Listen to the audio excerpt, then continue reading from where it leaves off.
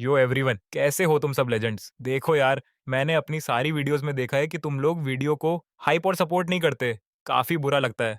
ऐसा मत करा करो यार। अगर व्यूज कम आएंगे तो नई वीडियोस बनाने का मोटिवेशन ही नहीं आता। इसीलिए थोड़ा हाइप और सपोर्ट कर दिया करो। एक नॉवेल के अंदर टपकने के बाद जो एक खतरनाक और पावरफुल फीमेल लीड के बारे में थी, उस खूबसूरत लेकिन कतई कंगाल स्टूडेंट को दुनिया का सबसे अमीर इंसान बनाने के बाद मैंने अपनी कंपनी के सारे शेयर्स उसी फीमेल लीड क्लोई विलियम्स के नाम कर दिए, ताकि मैं उस मनहूस दुनिया से अपने हैप्पी एस्केप का जश्न मना सकूं। मैं बस यही चाहता था कि उसे जिंदगी में कभी दोबारा उन बुरे दिनों में वापस न जाना पड़े, जहां 2 वक्त की रोटी ढूंढना और सिर छुपाने के लिए छत ढूंढना एक कभी ना खत्म होने वाला स्ट्रगल था। लेकिन भाई साहब, मेरे तो तोते उड़ गए जब उसने, यानी उसी लड़की ने जिसे पैसों की सबसे ज्यादा जरूरत थी, साफ मना कर दिया। उसने कहा कि वो बस मेरे साथ एक बच्चा चाहती है और फिर मेरे साथ एक नॉर्मल मिडिल क्लास लाइफ जीना चाहती है।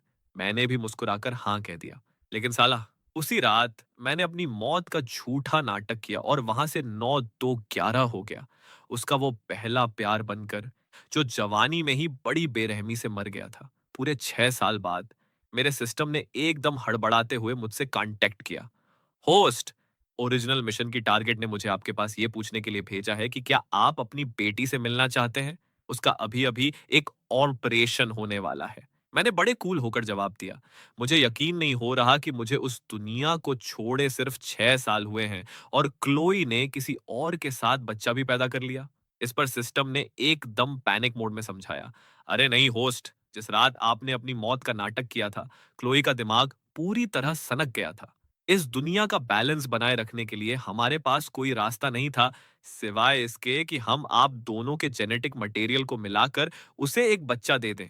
और अब तो वो पूरी तरह पागल हो चुकी है। उसने मुझसे साफ साफ कह दिया है कि अगर आप आज ही उससे मिलने नहीं आए तो वो आपकी बेटी के वेंटिलेटर का प्लग खींच देगी। ये सुनते ही मेरे होश उड़ गए और मैं तुरंत उस पुरानी दुनिया में वापस लौट आया। सिस्टम ने मुझे सीधे एक हॉस्पिटल के कमरे में धकेला, जहां बेड पर एक 5 साल की छोटी बच्ची बैठी हुई थी। जब उसने मुझे हवा में से अचानक प्रकट होते देखा, तो उसके पीले पड़े मासूम चेहरे पर जरा सी भी हैरानी नहीं दिखी। बस हल्की सी हलचल हुई। फिर अपना एक हाथ जेब में डालकर उसने एकदम एम्प्रेस वाले एटीट्यूड में मेरी तरफ एक बैंक कार्ड बढ़ा दिया। ये लो $10 मिलियन, यहीं रुको और मेरे पापा बन जाओ। उस नन्ही बच्ची का ये घमंडी और अकड़ू स्टाइल हूबहू क्लोई की कार्बन कॉपी था। तभी सिस्टम ने तुरंत मेरे कान में फुसफुसाते हुए समझाया, होस्ट, ये वही बच्ची है जो आपके और मिशन टारगेट के जेनेटिक मैच से बनी है। इसका नाम हेली है और ये पूरे 6 साल की है। हेली के हाथ में वो चमकता हुआ कार्ड देखकर मैं हैरान रह गया। अरे, तुम जानती हो मैं कौन हूं? हेली ने सीधे मेरी आंखों में झांका। उसकी नजरों में एक अजीब सा सयानापन था, जो उसकी उम्र से बिल्कुल मैच नहीं करता था। मुझे पता है, आप ही मेरे पापा हो। मैंने आपको उस औरत के सेफ में रखी फोटो एल्बम में देखा है। ये सुनते ही मेरा दिल बैठ गया। साला, ये बच्ची अपनी सगी माँ को माँ तक नहीं कह रही थी। क्या इन माँ बेटी का रिश्ता सच में इतना घटिया था? तभी बीच में टांग अड़ाते हुए सिस्टम बोला, मिशन टारगेट और इस बच्ची के बीच 36 का आंकड़ा है। ये बेचारी बच्ची 1 हफ्ते से हॉस्पिटल में एडमिट है और वो डायन एक बार भी इसे देखने नहीं आई। ये सुनकर मेरी भौहें गुस्से से तन गईं। मैंने मन ही मन सोचा कि क्लोई माँ के नाम पर धब्बा है। कितनी लापरवाह है। आखिरकार हेली उसी का तो खून थी। तभी हेली ने एकदम तरसती हुई नजरों से मेरी तरफ देखा। तो क्या आप मेरे पास रुककर मेरे पापा बनोगे? मेरा गला रुंध गया। मुझे समझ नहीं आ रहा था कि क्या बोलूं। मैं क्लोई के उस सनकी मिजाज से अच्छी तरह वाकिफ था। एक बार जब मेरा किडनैप हुआ था और मैं उससे सिर्फ 2.5 घंटे दूर रहा था, तो साला उसने पूरे शिकागो शहर को तहस नहस करके रख दिया था। जिन किडनैपर्स ने मुझे छुआ था, वो या तो यमराज के पास पहुंच गए या फिर जिंदगी भर के लिए अपाहिज हो गए। उसका प्यार जितना खतरनाक था, उतना ही अंधा था। इस हद तक कि उसने अपनी जान की बाजी लगाकर सिस्टम को बच्चा देने पर मजबूर कर दिया। लेकिन अब तो मुझे गायब हुए अपनी मौत का नाटक किए पूरे 6 साल हो चुके थे।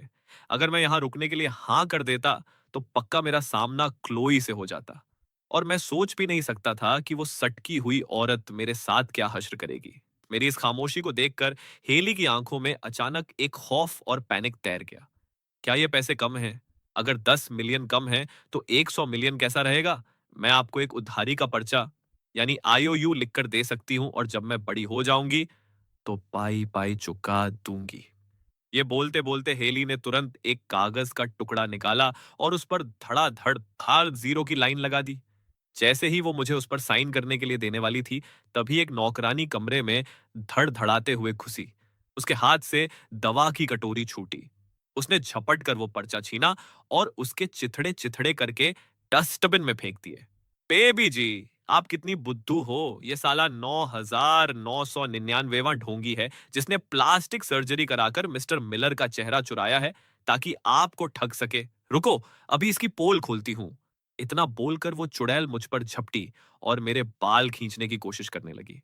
हेली बेचारी अपने खुद के दर्द को भूलकर बेड से नीचे कूदी और ढाल बनकर मेरे आगे खड़ी हो गई। तेरी हिम्मत कैसे हुई इन्हें छूने की? तुझे क्या लगता है मैं अपने खुद के बाप को नहीं पहचान सकती? उस नौकरानी के होंठ थरथराने लगे। लेकिन बेबी जी, मिस्टर मिलर तो 6 साल पहले ही भगवान को प्यारे हो चुके हैं। ये वो कैसे हो सकते हैं? हेली जोर से दहाड़ी। अपनी बकवास बंद कर। मेरे पापा मरे नहीं हैं। उस औरत ने खुद कहा था कि पापा एक मिशन रनर थे और उन्हें उसका खोया हुआ पहला प्यार बनना था। इसीलिए उन्होंने हमें धोखा देने के लिए अपनी मौत का नाटक किया। मैं तो सुनकर सन्न रह गया। क्लोई को पता था कि मैं मिशन रनर हूं। भाई साहब, वो जरूरत से ज्यादा शातिर थी। जब मैं पहली बार उसके पास आया था, तब मैं छुपा नहीं पाया था तो मैंने सच उगल दिया था, पर कहानी के ट्विस्ट नहीं बताए थे। उसे कैसे पता चला कि मुझे ही उसका वो पहला प्यार बनना था जो कम उम्र में मर गया? क्या उसे ये पहले से पता था या मेरी मौत के नाटक के बाद उसने दिमाग लगाया? हेली उस नौकरानी पर शेरनी की तरह गुर्रा रही थी, जैसे कोई जंगली जानवर अपने बच्चे को बचाता है। ये मेरे पापा हैं। मैं बड़ी मुश्किल से इनसे मिल पाई हूं, इसलिए दफा हो जाओ यहां से और इन्हें हाथ लगाने की जुर्रत मत करना। हेली ने उस नौकरानी को धक्के मारकर कमरे से बाहर निकाल दिया और जैसे ही वो बाहर गई, मैंने देखा कि वो किसी को फोन लगा रही थी। हेली ने अपने होंठ भींचे और चुपके से अपने आंसू पोंछे। उसकी आंखें लाल और सूज चुकी थीं, जिसे देखकर मेरा कलेजा कांप गया। क्या तुमने अपने टांकों पर जोर दे दिया? क्या बहुत दर्द हो रहा है? हेली फूंक मारते हुए बोली। अरे, ये तो बस एक अपेंडिक्स का ऑपरेशन था। मैं एकदम सुन्न हो गया। अपेंडिक्स का ऑपरेशन? तो फिर क्लोई ने फोन पर ऐसा सीन क्यों क्रिएट किया जैसे कोई पहाड़ टूट पड़ा हो? यहां तक कि वेंटिलेटर का प्लग खींचने की धमकी दे डाली। मुझे लगा बच्ची मरने वाली है। तभी सिस्टम डरते डरते बीच में बोला, होस्ट, कहीं ऐसा तो नहीं कि उस शातिर औरत ने आपको वापस बुलाने के लिए ये जाल बुना हो? मैंने हामी भरी। हाँ, ये कतई क्लोई का ही पैंतरा लग रहा था। अचानक मेरी नजर टेबल पर रखी उस काढ़े की कटोरी पर पड़ी। मैं उसकी तरफ 2 कदम बढ़ा ही था कि हेली ने तुरंत पीछे से मेरी शर्ट का कोना कसकर पकड़ लिया। पापा, मैं आपके लिए एक और पर्चा लिख देती हूँ। आप जितने चाहे उतने पैसे मांग लो। बस प्लीज मुझे छोड़कर मत जाओ, ठीक है? उसका ऐसा मासूम और डरा हुआ चेहरा देखकर मेरा दिल पूरी तरह पिघल गया। मैंने हेली को गोद में उठाया और वापस बेड पर लेटा दिया। मैं कहीं नहीं जा रहा और मुझे कोई पैसा वैसा नहीं चाहिए। मैं बस तुम्हारी दवा लेने जा रहा हूँ, इसे पीते ही तुम्हारा सारा दर्द गायब हो जाएगा। हेली ने पागलों की तरह सिर हिलाया। मुझे कोई दर्द नहीं हो रहा और मैं बहुत अच्छी बच्ची हूँ। मैं धीरे से मुस्कुराया। अगर तुम ये दवा पी लोगी तो मैं तुम्हें कभी छोड़कर नहीं जाऊंगा। हेली की काली आंखें पलक झपकते ही चमक उठी। उसने मुझसे वो कटोरी छीनी, अपनी नाक बंद की और उस कड़वे काढ़े को एक घूंट में गटक गई और फिर उसने मेरी शर्ट को फिर से जोर से जकड़ लिया। मैंने पूरी दवा पी ली। अब आप नहीं जा सकते। आपको मेरे पास ही रहना होगा। मैंने उसके सिर को सहलाया। ठीक है बाबा, मैं तुम्हारे पास ही रुकूंगा। लेकिन हेली को अभी भी यकीन नहीं हो रहा था। तो फिर आपको कसम खानी होगी। मैं तो परेशान हो गया। साला माँ बेटी दोनों को कसम खिलवाने की पुरानी बीमारी है। चलो, मैं कसम खाता हूँ। मैंने प्यार से हेली की पीठ थपथपाई। मैं कसम खाता हूँ कि मैं तुम्हारे पास ही रहूंगा। तुम्हारे टांके अब भी कच्चे हैं, इसलिए आराम करो, अब सो जाओ। हेली के कानों के सिरे शर्म से लाल हो गए। वो अपनी आंखें खुली रखने की पूरी कोशिश कर रही थी, जैसे मेरा चेहरा हमेशा के लिए याद करना चाहती हो। लेकिन आखिरकार उसे गहरी नींद ने दबोच ही लिया। मैं उसे देखता रहा, मेरा दिल उसके लिए पिघलता जा रहा था। तभी अचानक शांत बैठे सिस्टम ने एक इमरजेंसी सायरन बजा दिया। होस्ट, ओरिजिनल मिशन की टारगेट भारी मुसीबत में है। मेरा दिल जोर से धड़का। मैंने तुरंत पूछा, क्या हुआ उसे? अगले ही पल मेरे सामने एक बहुत बड़ी स्क्रीन खुल गई। उस पर वही पुरानी विला दिख रही थी जहां मैं और क्लोई साथ रहते थे। पूरा लिविंग रूम लकड़ी की कठपुतलियों और डरावने पुतलों से खचाखच भरा था। क्लोई उस कमरे के बीचों बीच बैठी थी। उसका चेहरा आज भी 6 साल पहले जैसा ही कातिलाना खूबसूरत था। उसकी पतली नाजुक उंगलियों में एक नक्काशी करने वाला चाकू था, जिससे वो बड़ी बारीकी से एक लकड़ी के पुतले के कान को शेप दे रही थी।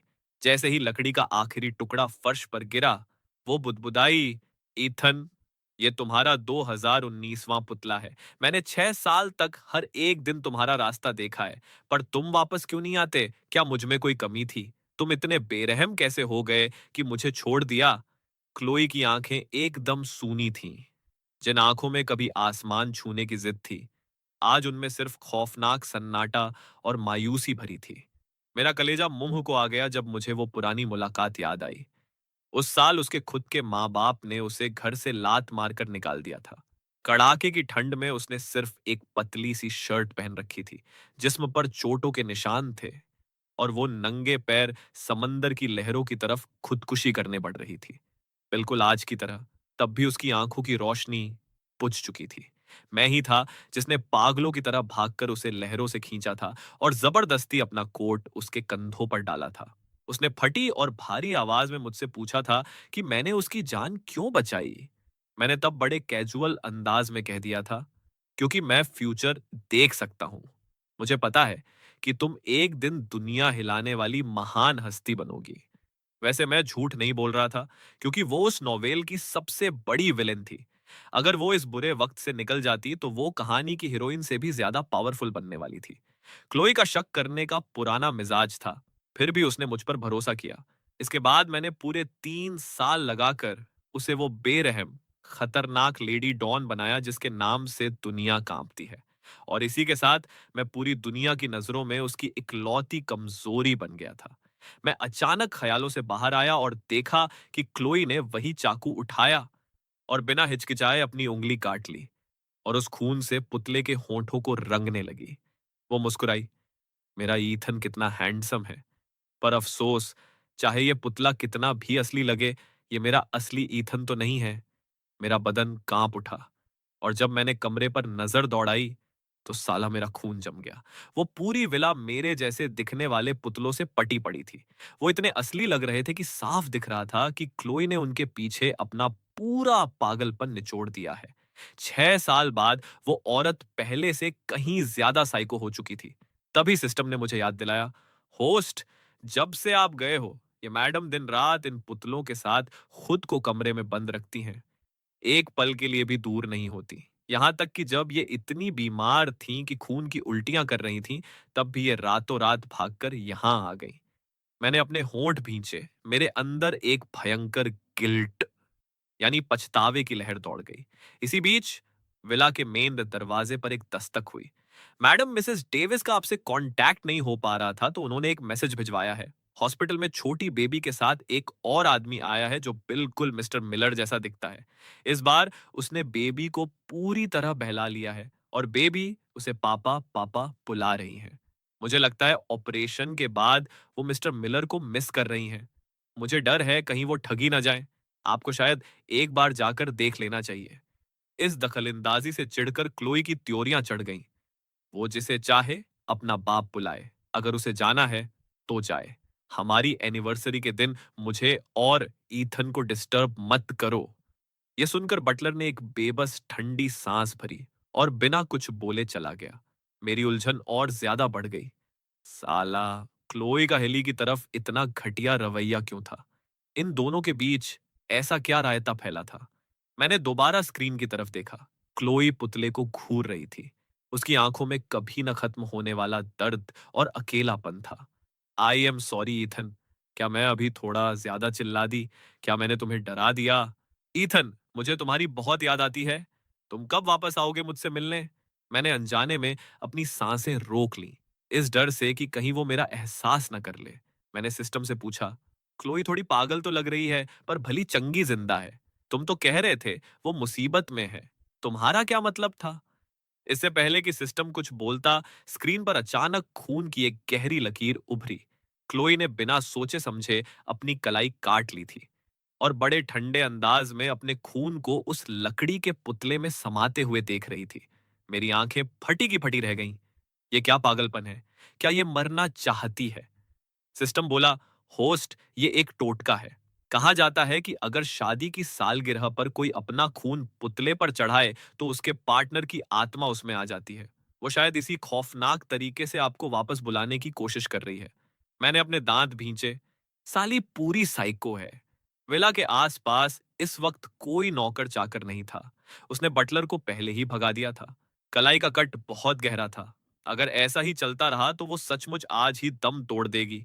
मेरा पैनिक बढ़ गया और मेरी आवाज कांपने लगी। सिस्टम, तुम मुझे इस दुनिया का बैलेंस ठीक करने लाए थे ना? अगर क्लोई जैसी तगड़ी विलेन ही मर गई तो कहानी की हीरोइन का क्या अचार डालेंगे? विलेन दमदार होगा तभी तो हीरोइन चमकेगी। कोई तरीका निकालो उसे बचाने का। फिक्र मत करो होस्ट, मेरे पास एक तरकीब है। इससे पहले कि मैं पूछता क्या, तभी दीवार पर टंगी एक फोटो फ्रेम बड़े धमाके के साथ टेबल पर गिरी। उस झटके से एक फर्स्ट एड बॉक्स उड़कर सीधे क्लोई के पैरों के पास जा गिरा। ये वही मेडिकल बॉक्स था जो मैंने बहुत पहले उसके लिए तैयार किया था। उस जमाने में वो अक्सर खुद को चोट लगा लेती थी, तो मैंने उसकी जरूरत का सारा सामान इसमें भर दिया था। उस फर्स्ट एड किट को देखते ही क्लोई एकदम ठिठक गई। उसकी नजरें वापस उस पुतले पर गईं। उसकी आंखों में वही पुराना पागलपन और जुनून था। ईथन, क्या ये तुम हो? क्या तुम वापस आ गए? काफी देर तक जब कोई जवाब नहीं मिला, तो उसने एक फीकी, दर्द भरी मुस्कान बिखेरी। मैं सच में पागल हो चुकी हूं, जो ये सोच रही हूं कि तुम एक पुतले में आ जाओगे। तभी सिस्टम ने बड़ी खुशी खुशी रिपोर्ट दी, होस्ट, इस खूनी टोटके का टाइम अब खत्म हो चुका है। अगर वो दोबारा कलाई काट कर खून चढ़ाना चाहेगी तो उसे अगले साल तक का इंतजार करना पड़ेगा। मैंने राहत की सांस ली। क्लोई ने सच में चाकू छोड़ दिया था। वो घुटनों के बल बैठी, पट्टी निकाली और अपनी कलाई पर लपेटने लगी। मैंने राहत की लंबी सांस छोड़ी, लेकिन उसका वो सफेद पड़ा चेहरा देखकर मेरे दिल में एक टीस उठी। क्या वो सचमुच मेरे जाने के बाद हर साल खुद का ऐसा कबाड़ा करती थी? हाँ होस्ट, कमोबेश ऐसा ही था, पर इतना गहरा कट उसने कभी नहीं मारा था। आज तो वो सच में आपके गम में जान देने पर उतारू थी। सिस्टम ने जोड़ा। मैं फिर से खामोश हो गया।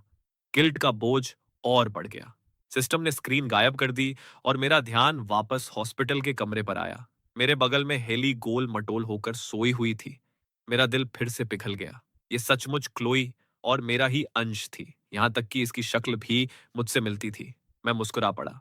जैसे ही शाम ढलने लगी, हेली अचानक एक झटके के साथ हड़बड़ाकर जाग उठी। उसका पीला चेहरा देखकर मैंने बड़े प्यार से उसके माथे का ठंडा पसीना पोंछा। क्या कोई बुरा सपना देखा? जब उसने मुझे देखा तो उसकी आंखें भर आईं। पापा, आप सच में यहीं हो? आप सच में वापस आ गए और मुझे छोड़कर नहीं गए। आपको नहीं पता, मैंने अब भी सपने में देखा कि उस पागल औरत ने आपके जैसे दिखने वाले सारे लोगों को जान से मार डाला। हेली का पूरा बदन कांप रहा था। उसने अपने दांत भींचे। वो औरत सिर्फ पागल नहीं है, वो अंधी भी है। वो आपको मेरी तरह नहीं पहचान पाएगी। वो शायद आपको भी दूसरों की तरह मार डालेगी। जब भी क्लोई का जिक्र आता, हेली का चेहरा नफरत और चिढ़ से भर जाता था। मुझे सच में समझ नहीं आ रहा था। हेली को पाला तो क्लोई ने ही था, फिर इन दोनों में इतनी दुश्मनी क्यों थी? मैं अभी पूछने ही वाला था कि हेली बेड से नीचे कूद पड़ी और बड़े सीरियस लुक के साथ मुझे देखने लगी। पापा, उसका दिमाग पूरी तरह खराब है। मुझे पता है आप भी उसे नफरत करके ही भागे होंगे, लेकिन मैं तो बिल्कुल नॉर्मल हूं ना। तो आप मुझे अपने साथ क्यों नहीं ले जाते? मैं पैसे कमाऊंगी, घर के काम भी करूंगी। इतना बोलते ही हेली ने अपने छोटे से बैग से कई सारे बैंक कार्ड निकाले और मेरे हाथों में ठूंस दिए। इन सारे कार्ड्स के पैसे मिलाकर पूरे 10 मिलियन होते हैं। ये ज्यादा तो नहीं है, पर मैं आगे और मेहनत करूंगी। पैसे कमाकर आपको जिंदगी भर ऐश कराऊंगी। उन बैंक कार्ड्स को हाथ में थामे मुझे समझ नहीं आ रहा था कि हंसूं या रोऊं। हेली, तुम अपनी मम्मा से इतनी नफरत क्यों करती हो? हेली ने कोई जवाब नहीं दिया। इसके बजाय उसने अपने छोटे गर्म हाथों से मेरा हाथ थामा और उसकी आवाज एकदम धीमी हो गई। क्या मैं इस सवाल का जवाब हमारे यहां से भागने के बाद दे सकती हूँ? उसकी उस मिन्नत भरी नजरों को देखकर मेरा दिल पूरी तरह पिघल गया। ठीक है, मेरा वादा रहा, चलो चलते हैं। हेली की आंखों में जीत की एक चमक कौन थी। उसने मेरा हाथ पकड़ा और जैसे ही हम बाहर जाने लगे, वो मुझे तसल्ली देते हुए बोली, फिक्र मत करो पापा, मैं आपको यहां से भगाने में मदद करूंगी और हमेशा आपकी रक्षा करूंगी। इससे पहले कि वो अपनी बात पूरी करती, अचानक सामने एक साया आकर खड़ा हो गया। जैसे ही मैंने देखा कि वो कौन है, मेरे चेहरे का रंग उड़ गया। वो औरत सीधे मुझे घूर रही थी। उसके होंठों पर एक कातिलाना मुस्कान थी। ईथन, तुम मेरे पास रुकने के बजाय इस बच्ची के साथ भागने को तैयार हो? क्या तुम मुझे दूसरी बार छोड़ने के लिए इतने उतावले हो? क्लोई काफी कमजोर और पतली हो गई थी। उसने एक ठंडी नजर हेली पर डाली और फिर मेरे चेहरे पर टिक गई। क्या हम बात कर सकते हैं? हेली उसकी नजरों के सामने थोड़ा सहमी, पर फिर भी शेरनी की तरह मेरे आगे डटी रही। मुझे सब पता है कि तुम्हारे दिमाग में क्या खिचड़ी पक रही है। मैं चेतावनी दे रही हूं, उन्हें छूने की हिम्मत भी मत करना। मैंने गिल्ट के मारे क्लोई से आंखें चुरा ली। सच कहूं तो चाहे अतीत हो या आज, क्लोई मेरे लिए हमेशा वफादार रही थी। वो तो मैं ही था जिसने बार बार उसका दिल दुखाया था। ये सोचकर मुझे खुद पर और शर्म आने लगी। काश मैंने ऐसा न किया होता। माहौल एकदम तनावपूर्ण हो गया था। तभी अचानक सिस्टम ने प्रकट होकर मुझे थोड़ा कोहनी मारी। होस्ट, हेडक्वार्टर से मैसेज आया है। जैसे ही मिशन टारगेट के इमोशंस नॉर्मल हो जाएंगे, आपका मिशन पूरा हो जाएगा। ये बातचीत एक बहुत बढ़िया मौका हो सकती है। मैंने हामी भरी और आखिरकार क्लोई की तरफ देखा। ठीक है क्लोई, चलो बात करते हैं। हेली ने मेरी शर्ट पकड़ ली। उसका चेहरा डर से भरा था। पापा, मत जाओ, मैंने उसके सिर को सहलाया। फिक्र मत करो बेटा, मैं बिल्कुल ठीक रहूंगा। ये सुनकर हेली ने धीरे से शर्त छोड़ी, लेकिन जब मैं आगे बढ़ा तो वो लगातार मेरी पीठ को चिंता भरी नजरों से घूरती रही। मैंने मुड़कर उसे एक ढाढ़स बंधाया। तभी क्लोई अचानक जलते भुनते अंदाज में बोली, तुम्हें उस बच्ची की कुछ ज्यादा ही फिक्र है? मुझे उसका यह सवाल बड़ा अजीब लगा। हेली हमारा ही तो बच्चा है, मैं उसकी फिक्र क्यों नहीं करूंगा? क्लोई ने खुद पर हंसने वाली फीकी हंसी बिखेरी। तो तुम मेरे पास आने के बजाय उसकी बातों में आकर भागने को तैयार थे? क्या तुम्हें जरा सा भी अंदाजा है ईथन कि मैंने पूरे 6 साल तुम्हारा कैसे इंतजार किया है? आपका दिल इतना पत्थर कैसे हो सकता है? उसकी उस कांपती और भारी आवाज को सुनकर ऐसा लगा जैसे मेरे सीने पर किसी ने भारी सिल रख दी हो। गुनहगार मैं हूं क्लोई, मैंने तुम्हारे साथ गलत किया है। क्लोई ने मेरा हाथ पकड़ा और उसकी पकड़ मजबूत हो गई। ईथन, मुझे तुम्हारी ये माफी नहीं सुननी। अचानक उसने अपनी रफ्तार बढ़ाई, मुझे खींचते हुए एक खाली कमरे में ले गई और बड़ी बेदर्दी से मुझे दीवार से सटा दिया। मुझे कुछ गड़बड़ लगी और मैंने उसे पीछे धकेलने की कोशिश की, पर उसने मुझे जकड़ लिया। मेरे कान के पास आकर उसकी गुस्से से भरी सुलगती हुई आवाज गूंजी, तुम मुझसे इतना दूर भागना चाहते हो ना? और अगले ही पल, बिना किसी वार्निंग के, क्लोई ने मेरे होंठों को अपने होंठों से भींच दिया। मैं तुरंत होश में आया और उसे एक झटका देकर दूर किया। इस अचानक झटके से शायद उसकी सनक थोड़ी ठंडी हुई, और जब उसने मेरी कलाई पर अपनी उंगलियों के लाल निशान देखे तो उसका होश ठिकाने आया। क्लोई की आंखों में एक गिल्ट तैर गया। आई एम सॉरी, मैं अभी मलहम लेकर आती हूँ। मैंने उसे रोका, रहने दो, ये निशान खुद ही चले जाएंगे। क्लोई, तुम मुझसे क्या बात करना चाहती थी? क्लोई ने जवाब नहीं दिया, पर वो फिर भी जाकर मलहम ले ही आई। उसने मुझे एक कुर्सी पर बिठाया, खुद घुटनों के बल नीचे बैठी और चुपचाप दवा लगाने लगी। मैंने अपने होंठ भींचे जब मेरी नजर उसके सूट की आस्तीन पर पड़ी, जो थोड़ी ऊपर खिसक गई थी, और उसकी कलाई का वो खौफनाक ताजा घाव साफ दिख रहा था। वो पट्टी गायब हो चुकी थी। मैंने झटके से उसकी कलाई पकड़ ली।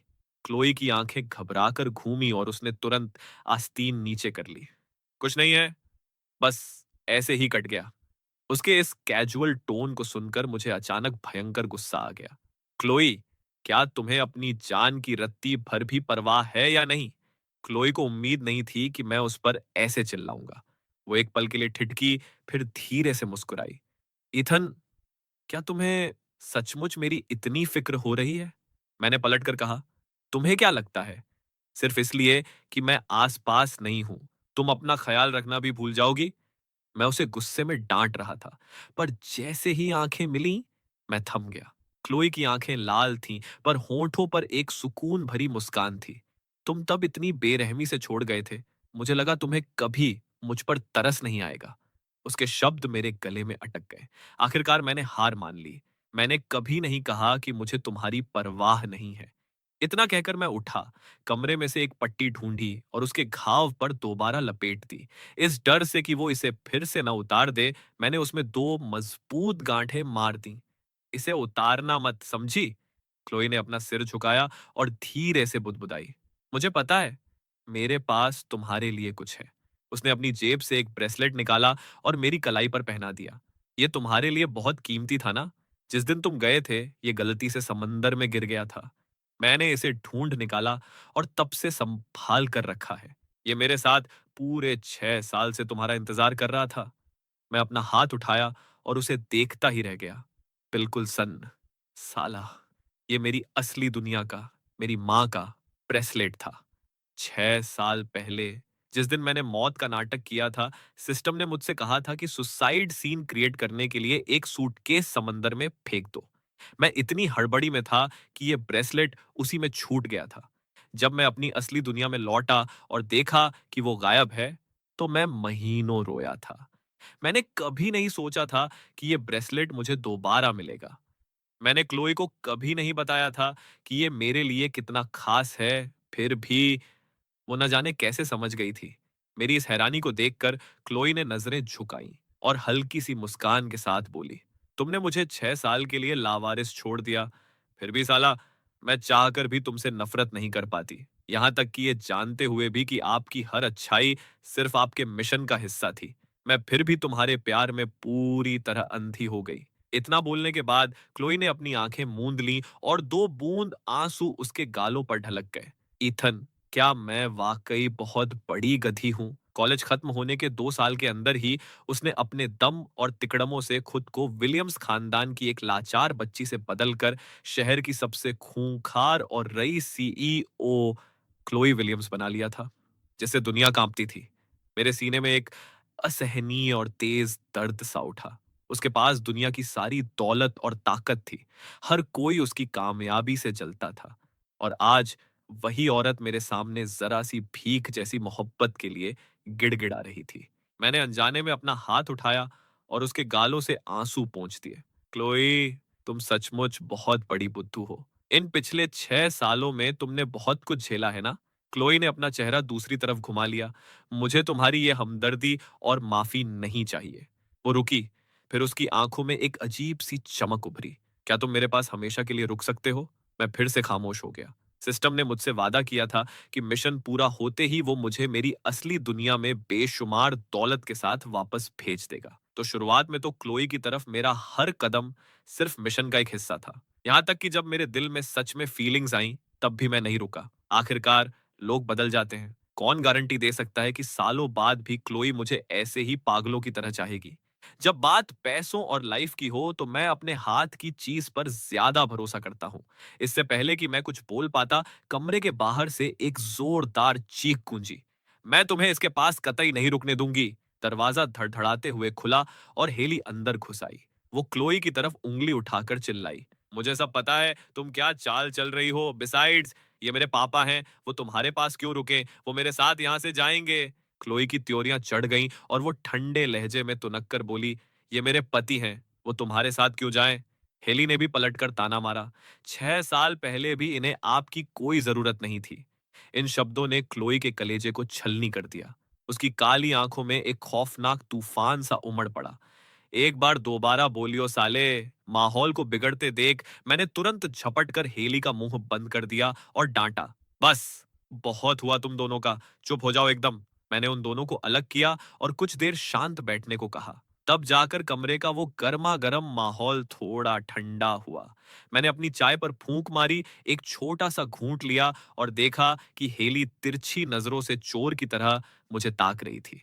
चलो अब बताओ, तुम अपनी मम्मा से इतनी नफरत क्यों करती हो? हेली ने अपने दांत भींचे। पापा, इसके इस सीधे साधे नाटक में मत आना। ये आपसे भी नफरत करती है और मुझसे भी। मैंने इसके खुद के मुंह से सुना है कि इसे आपकी शक्ल से चिढ़ है। और इसने एक बार मेरा गला दबाते हुए कहा था कि मेरे अंदर आपका खून है, इसलिए ये मुझे आज नहीं तो कल मार डालेगी और ये एक दिन आपको भी ठिकाने लगा देगी। हेली का एक एक शब्द मेरे सीने में हथौड़े की तरह लगा। मेरा बदन अंदर तक कांप उठा।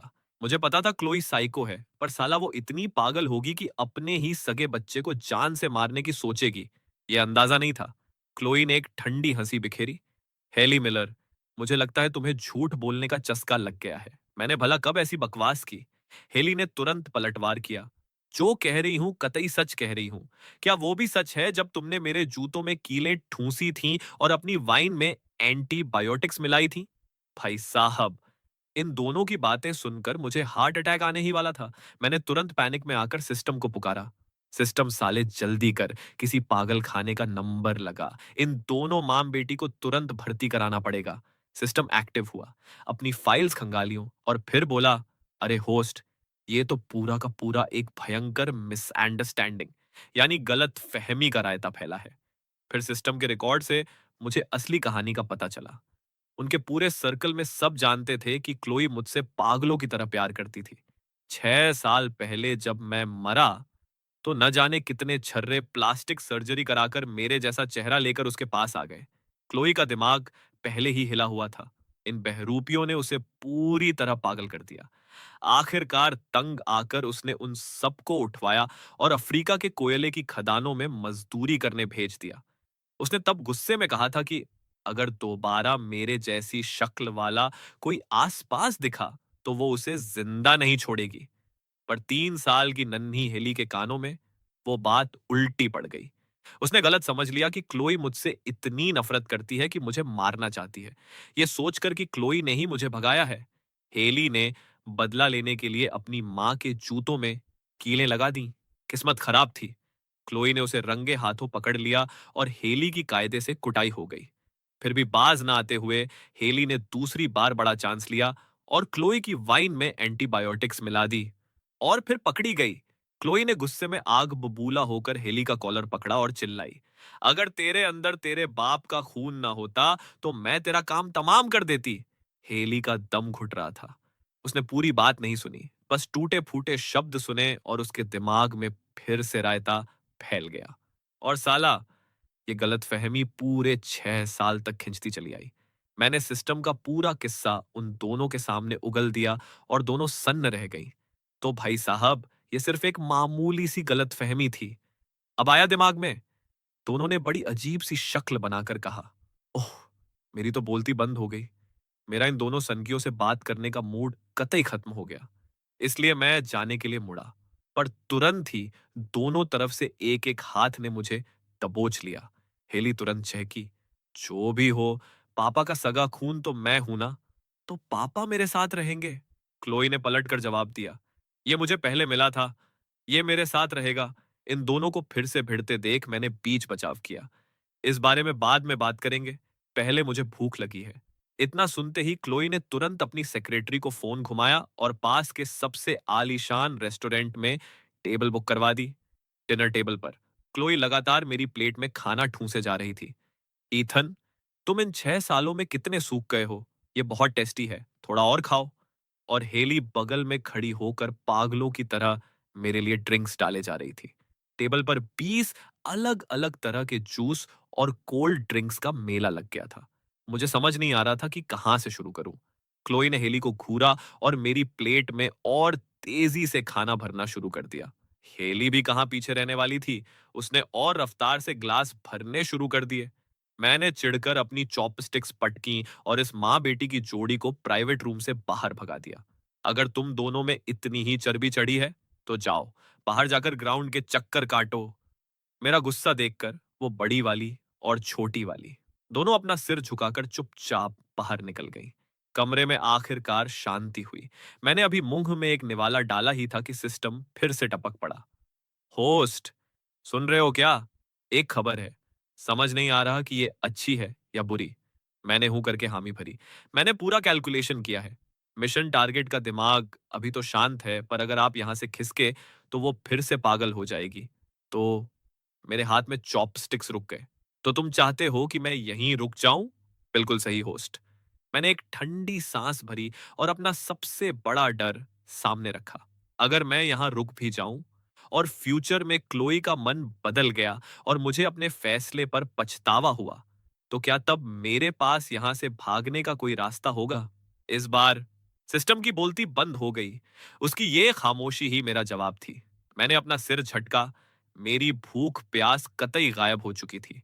ऐसा नहीं था कि मुझे क्लोई पर भरोसा नहीं था, पर साला मैंने दुनिया में लोगों के बदलते रंग बहुत देखे थे। इससे पहले कि मैं कुछ और सोचता, अचानक खिड़की के बाहर आसमान में एक बड़ा धमाका हुआ। मैंने खिड़की से झांका तो देखा कि काले आसमान में एक खूबसूरत पटाखा फूटा था। हेली नीचे खड़ी होकर बच्चों की तरह हाथ हिला रही थी। पापा, नीचे आओ ना, हमारे साथ पटाखे जलाओ। कमरे का दरवाजा धीरे से खुला और क्लोई अंदर आई। उसने मेरा हाथ थामा। चलो ईथन, हमारे पास तुम्हारे लिए एक सरप्राइज है।